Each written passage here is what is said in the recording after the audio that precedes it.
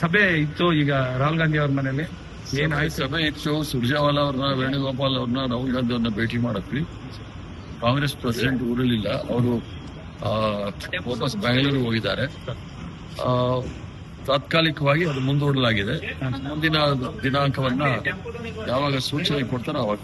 ಅಂದ್ರೆ ತಾತ್ಕಾಲಿಕ ಅಂದ್ರೆ ಏನು, 1 ವಾರ 2 ವಾರ? ತಾತ್ಕಾಲಿಕ ಅಂದ್ರೆ 1 ವಾರ 2 ವಾರ ಅಲ್ಲ, 2 ವರ್ಷನೇ ಹೋಗ್ಬೇಡಿ. ತಾತ್ಕಾಲಿಕವಾಗಿ ಕಾಂಗ್ರೆಸ್ ಅಧ್ಯಕ್ಷರು ಊರಲ್ಲಿ ಇಲ್ಲ. ಈಗ ಅವ್ರು ಬಂದ ತಕ್ಷಣ ಚರ್ಚೆ ಮಾಡಿ ಅದನ್ನ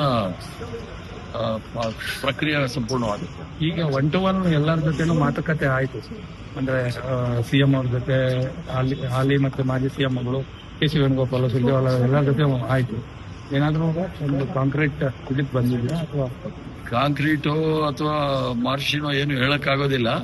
ಚರ್ಚೆ ಆಗಿದೆ, ಎಲ್ರದ್ದು ಅನಿಸಿಕೆಗಳನ್ನ ಅವರು ಆಲಿಸಿದ್ದಾರೆ.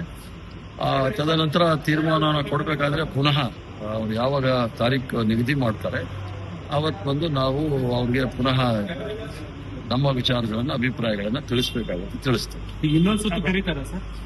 ಇನ್ನೊಂದು ಸುತ್ತು ಕರೆದ್ರು. ಒಂದ್ಸಲಿ ಕರೆದಾಗ ನಾವು ಇನ್ನೊಂದು ದಿನಾಂಕ ಬರ್ತೀವಿ.